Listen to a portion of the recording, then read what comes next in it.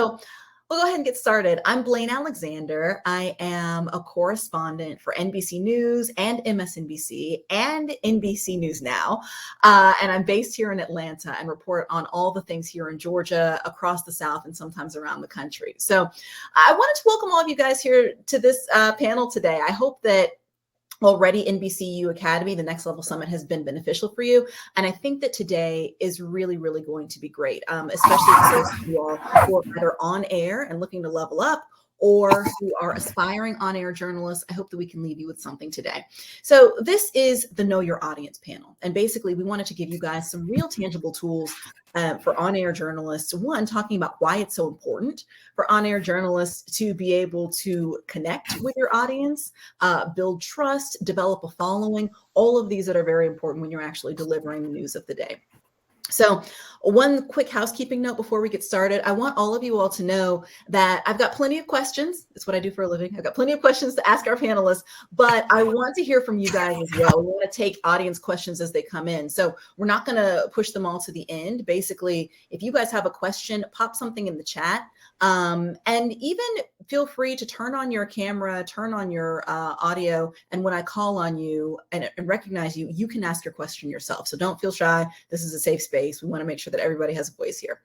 So without any further ado, I will introduce our panel. It looks like everybody's here. So we're going to start with our fantastic panel. First, we'll start with Jessica Kurdali, of course, who is the Vice President of Talent Development and Recruitment for NBC News. Jess, welcome. Next is Alex Witt, MSNBC anchor for Alex Witt Reports. And then finally, we've got Evrod Cassimy, who is an anchor and reporter for NBC5 Chicago. So hello to all of you guys. I'm so happy to have you here. Well, Jess, I think it's only fitting that we start with you. You got a very big title, you got a very big position, and you are a very important person. So the first thing I want to ask you is just kind of talk to us about what your position means. Vice President of Talent Development and Recruitment for NBC News. What does that look like? Well, first of all, thank you very much for having me here today. And hello to everyone. And thank you, Alex and Evrod and Blayne. I hope you're having a great day today so far as well. And, look, I think, this panel is called about how on-air talent connects with audiences. And I think that life is just all about the connections, right? And so I'm hoping we can sort of dive into that. But in terms of what I do, I'm sort of like one of the folks here who get to sort of look at some of the great journalistic talent that are across our country or even internationally, and help think about, who can help enhance our reporting across the portfolio. And so, whether that's through taking a look at, some of all of the work that someone has done and is ready to submit for a network opportunity, or, along the way, you're just like looking for feedback to sort of get there eventually. So, it is about assessing on-air talent, but then also once you're here, it's also about helping develop, right? And sort of figure out, okay, now that you're here, what are the next steps and how can you even take your role to the next level? Because we're all learning, we're all growing constantly. And just because once you're here doesn't mean that's it. It's okay. Now you're here. Now what? What's next? So we help with that as well. So Jess, I like to think of you as kind of the gatekeeper for TV folks at NBC News. Like, you don't get on TV at NBC without going through Jess Kurdali. So one thing that you do is, I know that you watch a lot of reels or you watch a lot of work from people around the country. And I'm curious what you're looking for. I would imagine that one of the things you're looking for is the so-called it factor. And so I wonder, what is it about somebody when they present a reel to you, or when you're flipping through local channels and you see a report, what is it that stands out to you that makes you say, ooh, that's somebody I need to keep my eye on? Sure. I mean, I wish I could tell you that there's one thing. It really doesn't work that way. I think it's so much about, is someone genuine, right? It's that authenticity is really kind of married up in that it factor, because what you want is someone to just be who they are on camera. And hopefully that's also coming out in their reporting skills, and the types of stories they're passionate about and how they told that story. You all have heard me so many times say it's all about the writing, and so all about the fundamentals. And so we have to start with that and then sort of work our way. And so to me, what I'm looking for, is someone who is really bringing their skill set, their life experience, and their personality all to that story. So that's that's wrapped up in personal brand, I think, a little bit too. But I also, to me, it's like, how did you further that particular story? You didn't just like maybe just take it in and regurgitate the information that everyone already knows. Is there some way you took a deeper dive or took a different angle around that story? And that's really what I'm looking for in that, because that speaks to what you see and how you think. And so being authentic is really that it factor. I love it. I think authenticity stands out to me when you about what you just said just now. Authenticity, being authentic, and I think it's a perfect segue to our next panelist, Alex Witt, MSNBC anchor extraordinaire. Alex, when I think of authenticity, I think of you as a correspondent. I always love being on your show because you ask the questions that you ask genuinely feel like they're the ones that come to mind. It doesn't seem like it's something that a producer scripted for you, or like you're just reading something. Like, it sounds like you're listening to what I've reported and then you ask what genuinely comes to mind, or you'll comment like that. And as a correspondent, I always love that because it feels like an open dialogue. So my question to you is two-part. One, how do you do that? Where does that come from? Talk to me just about, being you on air, because I think a lot of people feel it. And then secondly, I want to know about your path to the MSNBC anchor desk and to journalism in general. You're muted. Yep. Better. So thank you for that. That was very generous of you. And I love having you on because you do such great reporting. And I'm going to echo as well very quickly what Jessica said about writing. It is all about the writing in my book. But with regard to what you were saying about my questions, I listen to our correspondents, but even more so, I come so prepared. Like, I'm obsessive with reading everything I can get my hands on. I print everything. Granted, it's a bit old school. Some people might do it on an iPhone or whatever, but I will print everything down. I have a highlighter. There's a person who lives who works in our building, who every year for Christmas gives me a box of highlighters because she's like, oh my God, you're going to go through them, and ask me all the time. My desk looks like a bomb hit it because I have so much stuff there, because I want to be able to pick up something or correct someone, a guest, an analyst. Rarely do I have to correct our correspondents. But I'll want to correct a guest if they say something, didn't you mean this? Or, challenge them.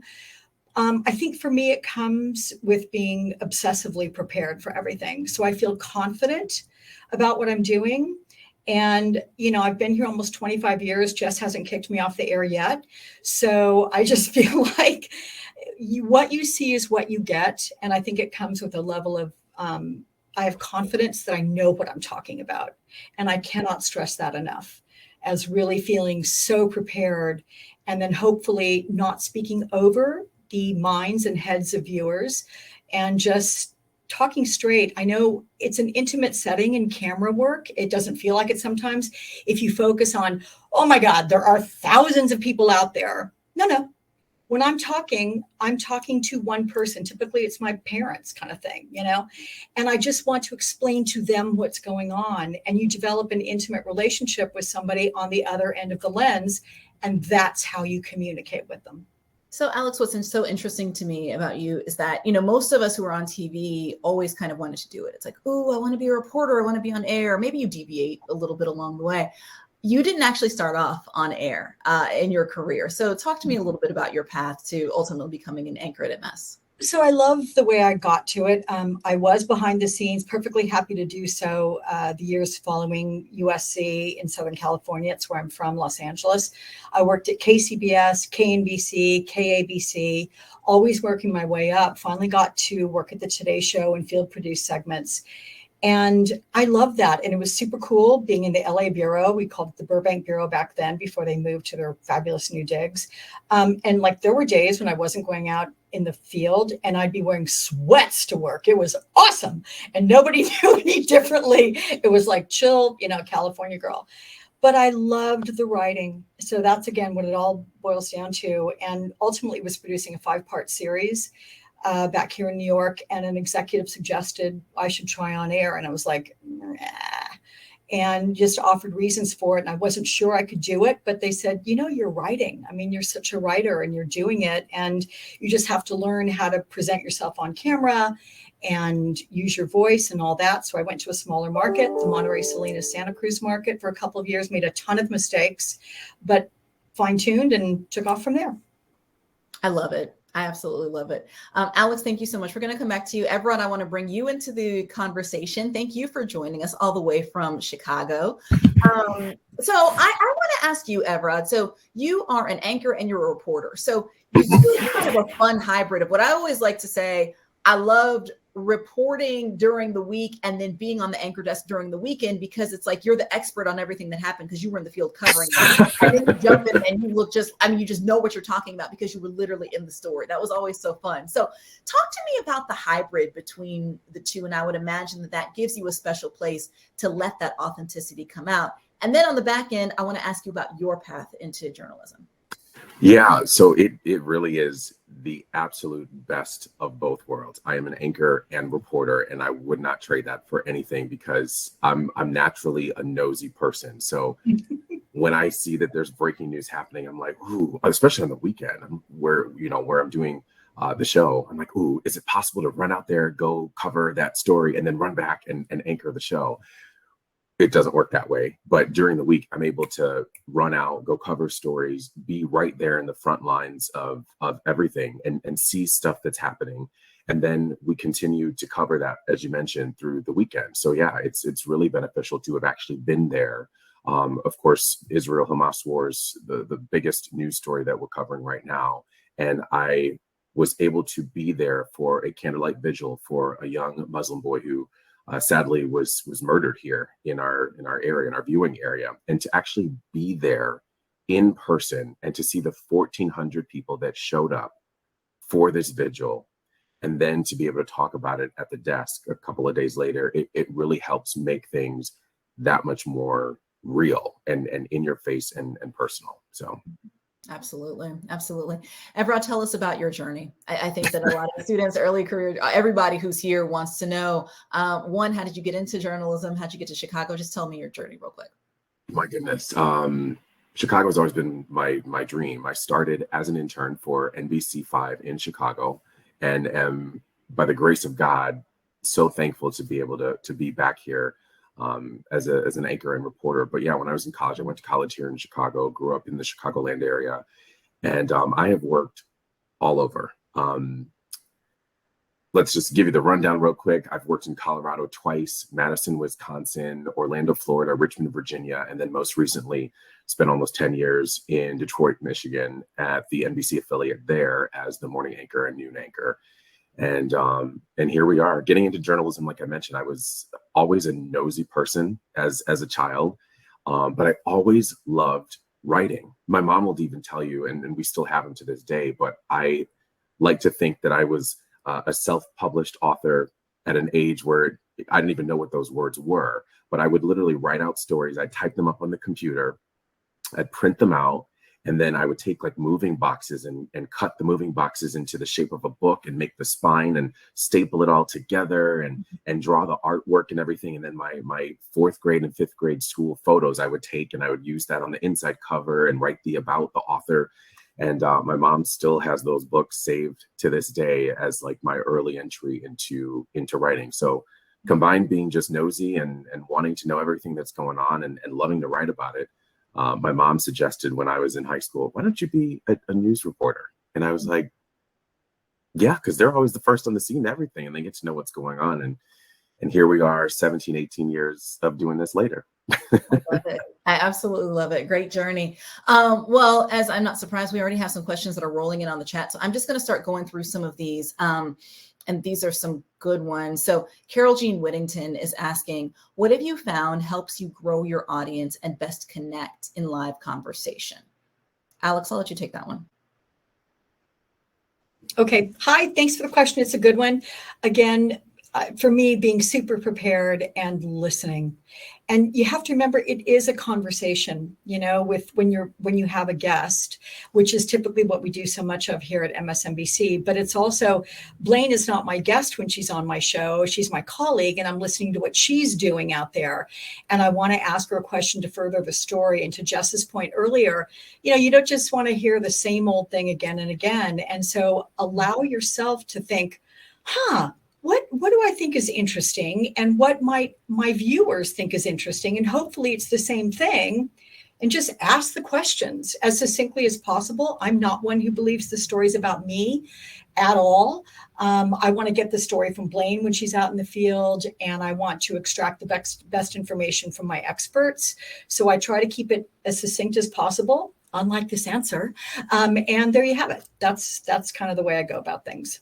I love that. I want to chime in on that one too, because I think it's a good one. I think that for me, when I'm reporting on stuff, especially in breaking news, to Alex's point, make it as conversational as I can. But I always kind of think about what is it that genuinely interested me about whatever it is that happened. So today, for instance, we have breaking news. If any of you have been following everything that's gone on in Georgia with Trump being indicted down here and 18 others, Sidney Powell, who is a name that many of you would recognize, pleaded guilty. So that's a big deal. Breaking news was doing live shots throughout the morning.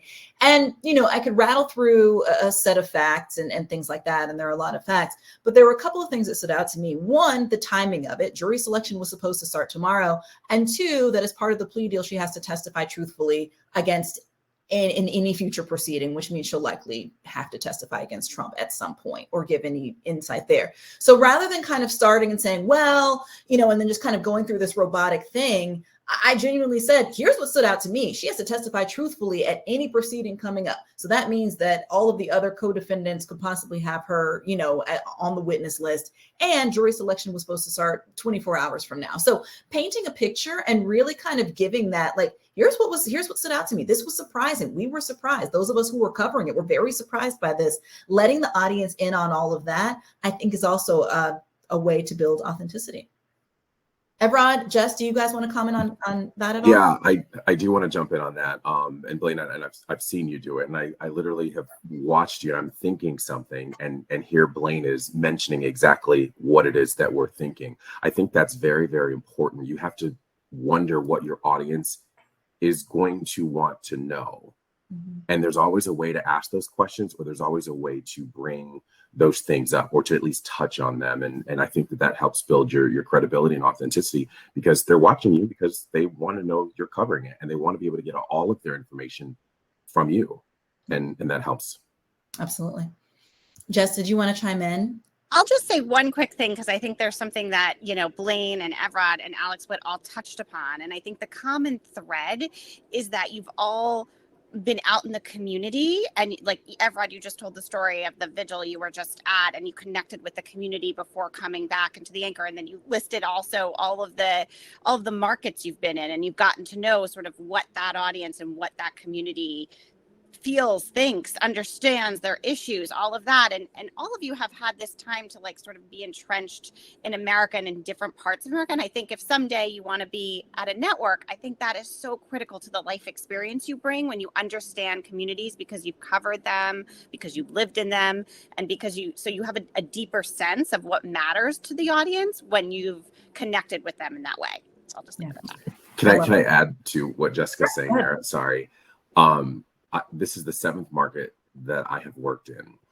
And what I've learned most importantly is that there could be an obvious quote unquote side, right? But you always have to think about the person who wholeheartedly does not agree with whatever topic it is that is being discussed.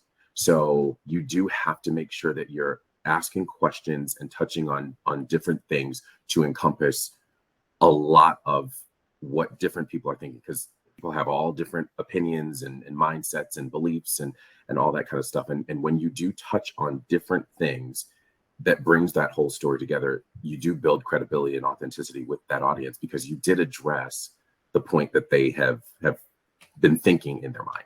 I love it. So I realize I want to make sure that we get to some audience questions. We have one person who's standing by right now. Go ahead, turn your camera on, introduce yourself, tell us your name, where you're from, and then go ahead with your question. If you're there. Oh my God. Apologies. It's okay. Hi, nice to meet you all. My name is Ananya Gandesi, and I am currently a student at the George Washington University. I'm here in Washington, D.C. at the Level Up Summit. So sorry if you hear some background noise, because there's a lot of people behind me. First off, I just want to say hello to all of you. Good afternoon. Evrod, it's especially very nice to meet you, because I'm a Chicago girl, even though I go to school here. So NBC5 Chicago was my life growing up. Very cool. it was all my mom watched. So I just kind of, as a byproduct, also consumed all of that news. I think all of the points that you guys have made so far are excellent. I wanted to specifically hit on something, however, that you maybe might have mentioned before regarding more sensitive topics that are being covered.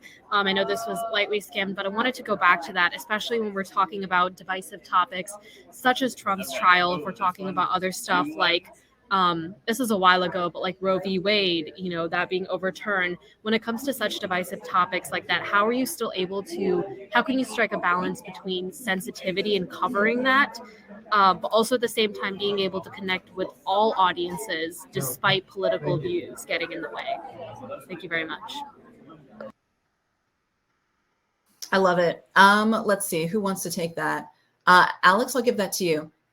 And you can turn your camera off. Thank you so much. Yeah.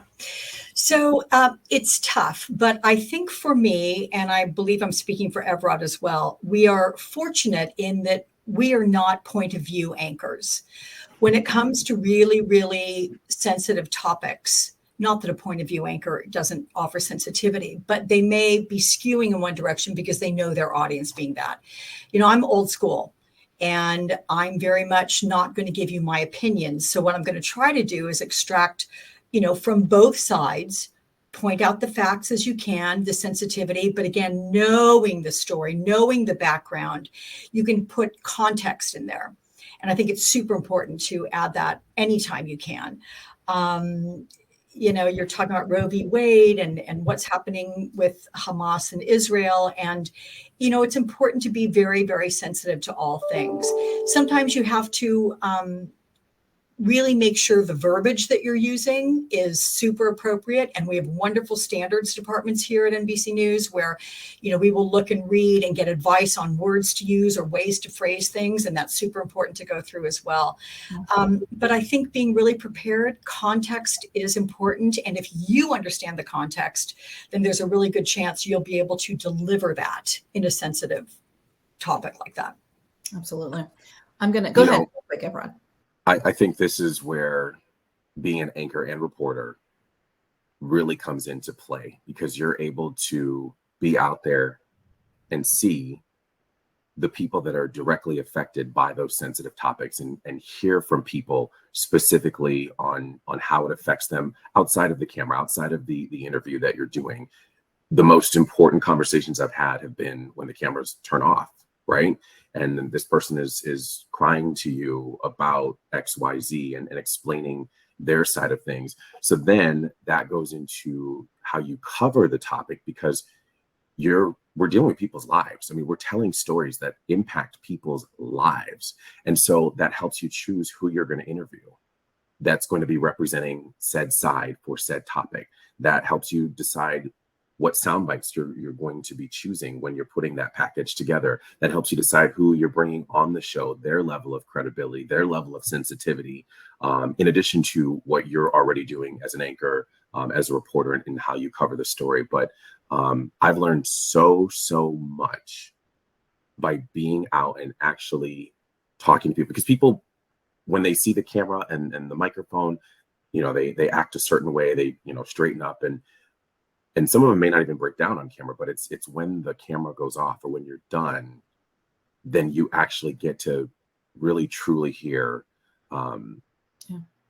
it has affected somebody. And I've taken those stories with me, those conversations with me over the years, and that impacts how I am as an anchor and reporter. Yeah, very good point, Evrod. Jess, I want to bring you in, and I want to kind of switch to a different conversation topic, which is about a brand. About brand is on air. One, when someone's gotten hired, if they have the authenticity, if they have all of that stuff, talk to me about, as an anchor, as a correspondent at NBC News, what does it mean to develop a brand? And do you find that some of the more successful people have some sort of identifiable brand? I think some people can hear that word and they can maybe cringe a little bit. It's like, oh, are we talking about like an Instagram personality? Like, what exactly does that mean? So talk to me about the notion of having a brand and what that should look like. I mean, as a journalist, your brand should be your reporting. full stop. I think that sometimes, and unfortunately what tends to happen is, especially in social media and Instagram and all of these things, I think what can happen is that if you kind of are merging your personal life and your professional life, then on social, you could be sort of deviating from that brand. And so, I would encourage everybody to sort of, separate the two, because I think that your brand as a journalist should always be the reporting and sort of come from that space. And then if you obviously have, personal lives and you love food and you're excited about the dish in front of you and you want to take that picture and post it somewhere, put that on the personal page versus on the professional one, because I think you really want to carve out that your journalism is your brand. Your life experience, what you have covered as a reporter, is your brand. Yes, your personality is part of your brand too, but I think that comes out again in the types of ways that you're reporting, and just to what Evrod and Alex Witt just said around, sort of connections you make with the community, the things you carry with you as you tell other people's stories. That's all part of who you become and your brand. But I think it's super important to sort of separate the two. So I can't say it enough. It's the reporting should be your brand as a journalist. Okay. I think that's good to know. I'm sure you scroll through a lot of our Instagram pages and just kind of shake your head at times. But I think that's good to know. I mean, to that point, Alex and Evrod, real quickly, so we can get in a few more questions. I mean, what does that look like when you talk about, yes, you want to be known to your audience, but also you want your journalism to shine through. Alex, how do you separate the two? I do it pretty well. I've been doing it from the very beginning. Like I said, I've been here a long, long time, and I've raised 2 children and valued my privacy from the very beginning, protected them. I've never said either of my 2 children's names on the air, ever. So that's something. I keep my personal life is all very, very private. But when it comes to the brand that I want to display on the air, and hopefully it's what I do, I'm about being reliable and consistent. I have a lot of energy and I can go. I want to be relatable to people, so that, again, what everyone was saying, and Jess was saying the same thing, and you too, about how you want to think about what your viewer might be wanting, and you're asking those questions. So they're like, oh yeah, that, I'm glad she asked that question. And then I do have an interesting last name, so I try to put a little bit of humor in there when I can. Certain situations don't allow for it. I will say I do a little something. We mentioned Donald Trump earlier, so I'm just going to say that's the guy that a lot of times he says things that are either provably false or just a little bit borderline nuts. And so if we have him on our air and we play a soundbite, I know my audience, and I can come back from that and I will stare straight at the camera and go, huh. Okay. So, and then I move on, and it's kind of like my little relatable to that one person out there, whether it's my mom or my best friend, like, I got you, you got me. We understand that was just slightly nuts or so wrong. That's about the only place I let a little bit of humor go in. But I feel like our audience at MSNBC, they're like right there with me. So that's fine for them. But otherwise I really be careful about that. Evrod, very quick question for you. If you were in 5 words to describe your brand, what would that be? My brand is, I'm a journalist. I am a member of this community. I'm a husband, a father, and I care. I care about the stories of people in our community. Mm-hmm. And I think you'll see that in not just my reporting, but my social media, and how I am as an anchor as well. I love that. I think that we have another person who wants to turn their camera on and ask us a question. So if you're standing by, if you're ready to go, we would love to hear from you. And one thing I will say, I want to get in as many questions as we can. So if you could make it brief, that would be really good. Just hit us with your question and we'll try and answer as thorough as we can. Hi, how are you? I'm not sure if you can see or hear me. We can hear you. We can't see you. Can't see me. Oh, my apologies. Not sure why, but I'll just go ahead with my question. Okay. Tell us your name and where you're from, please. My name is Laverne McGee, and I'm an anchor reporter coming to you from the Toronto area. I'm actually in Canada. And my question actually was directed to Jessica about building relationships and networking, because obviously I'm in Canada, so it is harder for me to sometimes connect with the people that I would like to see in in the journalism sphere. And a funny story, I actually was at an NABJ convention and met Rebecca in the ladies' room. And she said, keep in touch. And how do you keep in touch and build relationships when you meet people in the business who can help you or assist you in your career? Thank you for your question, Laverne. We see a picture of you now, but we don't see you on camera. But thank you so much for your question. And I think that's a really tough thing, right? Like geographically, we're just not able to like see one another all the time. But the way I really do suggest sort of staying in touch is through sending your work. When you're really proud of a story that you've written or you've done, or you broke, or you were the first to get, or you just were really proud of the writing, send it to us. I love to see what people are doing and what they're up to. I might not even always be able to respond, but it doesn't mean I didn't watch it and I'm not paying attention. So I would say that, and I do try to respond, but whatever it is, just send the work. That speaks for itself. So that's a way to stay in someone's inbox. And of course, if you do find yourself in like a New York or LA and there's someone you can connect with, certainly, I'm welcome to have a cup of coffee with anybody who's in town and say, hey, I'm going to be here. Do you have time? You could put it out there. It may or may not work, but at least you tried. But also I would say the best way, if the geographical situation is difficult, is to just keep sending your work and let that speak for itself. Well, thank you. I'm in New York all the time, so I will definitely reach out. All right. Excellent. Thank you, Let me know. Toronto. Thank you. And you can turn your camera off too. I appreciate that. And if I could real quick, I want to attest that is 100% true. I have known Jess since I was a 21-year-old child. Now you're just making me sound old. So no, we're both like right around the same age. Right. No, I was 21. I was a senior at Duke, and she came down and interviewed me for an associate producer. What was it? An AP position or some sort of startup position. But over time, I just kept sending work. There's dual purpose there. One, you keep in touch, yes. But two, your work gets better because every time I would send work and she would look at it or send work to other people, I would get feedback. And so when I was in Augusta, for instance, which was my first on-air job, I was getting feedback from people who know this business very well. So that's something that can also help you and help your work shine. I think we have another live question. If I could bring you in very quickly to toss us your question. I think we're looking for Deanna if you're there. No, we have Laverne again.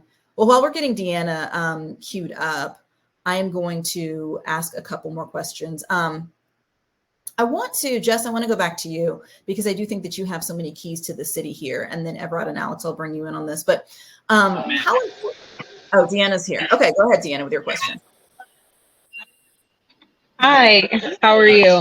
I'm Deanna Neal from Morgan State University. My major is interdisciplinary and societal equity and urbanism. But my question is, as a reporter, how do you bridge the generational gap when delivering your stories? I want to know how you're able to keep the attention of your audience that are younger and older when conveying the news at the same time. Thank you. That's a good question. Can I get you to mute real quick so we don't get your background noise?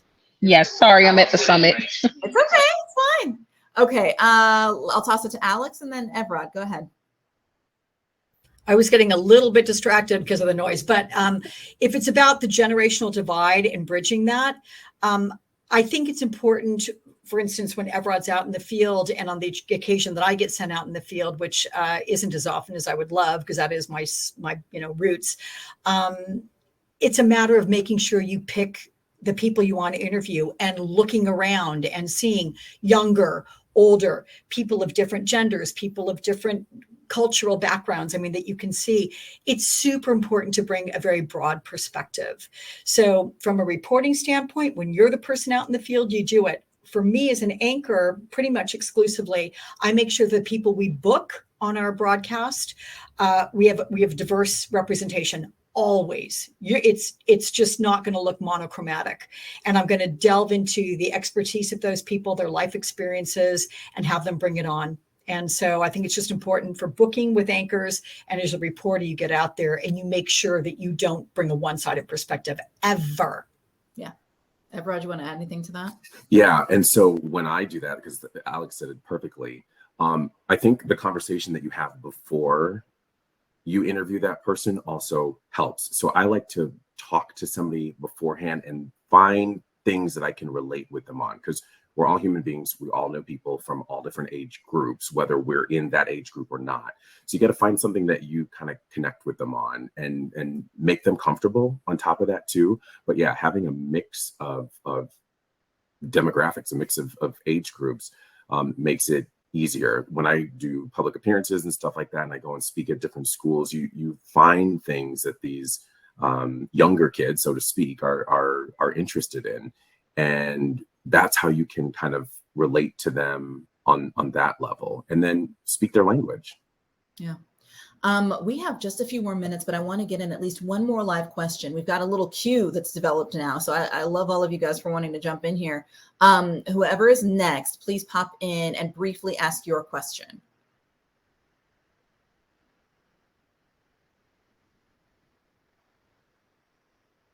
If we have someone. Yes, hello. Hi. I'm the host of Beyond Autistic Burnout Talk Show. And Blayne, I heard your burnout addition to the panel a few months ago, and it was spectacular. I would love to know from each of you, how do you navigate your energy on camera and behind camera, especially if you've had a really controversial topic? And Evrod, you talked about the recent vigil you went to. So, as talent, how are you doing that in your self-care and behind the scenes, so that you're also bringing, your best self when you're serving your audience? Thank you. Last question. Evrod, go ahead and take it. First of all, that's key for me. Listen, coffee, that's the first thing. But then also, because we talk about authenticity and going to a visual, especially that one was incredibly emotional. I take a step back. I take a moment to do the things that I just enjoy, that come effortlessly after a day like that. So, usually when I get home, because I'm a news junkie, I watch every 10 o'clock newscast. I mean, I'm on at 10. I watch every station. But after a day like that, I needed a bit of a break. So, you put on something that doesn't require your brain to think. And Practical Jokers was what I chose to pick that night, just to give myself a moment of a break. And I can take you back to the year of George Floyd. That was incredibly difficult for me as a Black male. And we were having protests in our city, just like in every other city across the country. And I told my wife, I needed to get away. And I said, I need to get to a city where I don't have to drive down the street and see a protest, this and that. And we chose a city that was up north, where we were living in Michigan at the time, and there were protests there too. And I just stayed in the hotel room. Yeah. Just stayed in the hotel room, got out of our location, and I spent time with my wife and kids, where I didn't have to cry, where I didn't have to be scared or worried. I just took those 2 days. We left on a Friday afternoon. We took Saturday, Sunday, and just didn't talk about anything. And it recharged me. I think the recharging is really, really important. And when you recharge, it's good to know, like, when you're going back, like, I am doing a job that is important and impacts people, their lives. So once you've recharged yourself, then you can go back and do it. But that recharging moment, whether it's coffee, a Celsius, or literally mindless television, or taking a break, is so crucial. I want to jump in on that real quick too, Evrod, because you make a great point. Like, yes, the protests of 2020 were just hard. They were just hard. I mean, what's happening now is so hard and just so real for a lot of people. It just really hits personally. I've found that sometimes when it's the hardest for me is when it's a crushing news cycle and nonstop deadlines. So when you're doing multiple live shots an hour, and then you have to script for nightly, and then you're done, and you have to do more live shots, and you have to get back up early for today's show, and then you're on and on and on. So what I try and do is recharge in the moment. So I have started to, if I have a sliver of time between live shots, I'll put both my phones on airplane mode so I can't take a call. And I'll literally just sit and turn on a meditation in my car for 10 minutes and like just ground myself. And there's this kind of sense of power that comes from almost being like, you guys can't talk to me right now. No one can text me and ask me for confirmation here. No one can ask me to chase this. Like, no one can bother me for this 10 minutes. This is my 10 minutes. Like, y'all will be okay. And then I do come back and I feel refreshed and I feel just better. I think the other thing, and it's a small trick, right? When you don't have a lot of time, is I have this stance that when I get in front of a camera, if I'm feeling crazy, if I'm running all over the place, I literally will take this grounding breath and I'll kind of like plant my feet and like pull my shoulders back. And for whatever reason, that just gives me power to just go and charge and feel like I'm in command of this moment, in command of the story, and deliver a live shot. And then I may be crazy and hungry and grumpy afterwards, but at least for that moment, you know, I feel grounded. So I think that if you can't get away, if you can't find time to take a break, whatever you can do to recharge in small snippets during the day while you're working, that can really make a difference too. Yeah. Alex, go ahead. Yeah, I'm just going to jump in really quickly on that. And I think one thing is give yourself a little bit of grace. And I find myself not actually always adhering to that. But I've been on the air for so many years that there have been times that I literally cry on the air or I get very, very choked up. And the stories that typically trigger me, I'm a mom first before I'm anything. And it's the ones about child violence, particularly gun violence. And an example of that beyond what we're seeing right now, Israel-Hamas, where we had an interview recently and on the show and the camera was on my guest. And I was literally doing those yoga breaths, like to not cry. But I did lose it on the 1 year anniversary of Uvalde when I had read a story about a little girl whose third grade classmate, I believe it was killed in front of her. They were best friends. They spent their afternoons together after school every day. They danced together every day.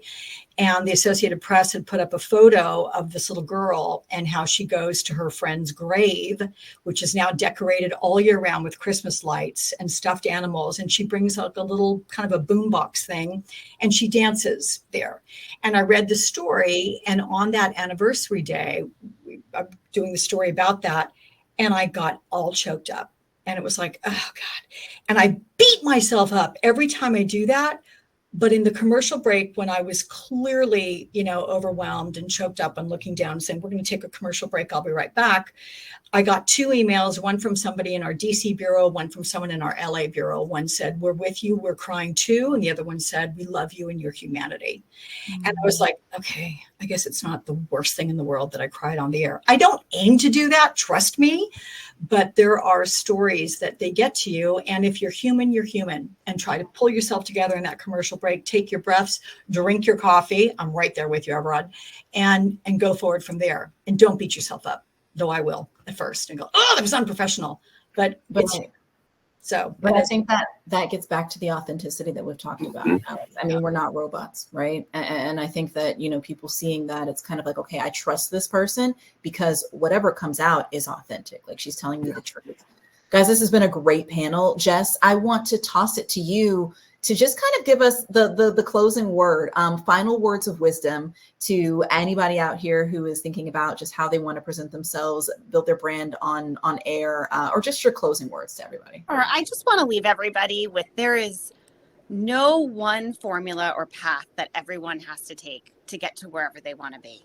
So take solace in knowing that your path is going to be different from the person next to you, to the right of you, to the left, from Evrod's or Alex or Blayne's. Everyone's going to find their own way. And that's as it should be because it's your path, your truth, your authentic self. So just know that there's no formula you have to follow. It's what feels right and what feels like the right next step for you in your career and what you want to do. So just know that there's not a set path for everyone that has to be identical. I love that. Well, Jessica Kurdali, Evrod, Cassimy, Alex Witt, you guys are the best of the best. Thank you so much for being on this panel, for sharing so much of yourselves. Thank you. This was great. And thank you to everybody who came in. I'm so sorry to those of you who we couldn't get a live question in, but please know that you can always connect with us. Connect with us on social media. Like all of our social media handles are out there. Feel free to, I always like responding to messages, so send me a message, but would love, love, love to stay connected and always answer questions and look at work. So good luck to everybody. Thank you guys so much for this. Thank you. Thanks, Blayne. Thanks, Blayne. Thank you.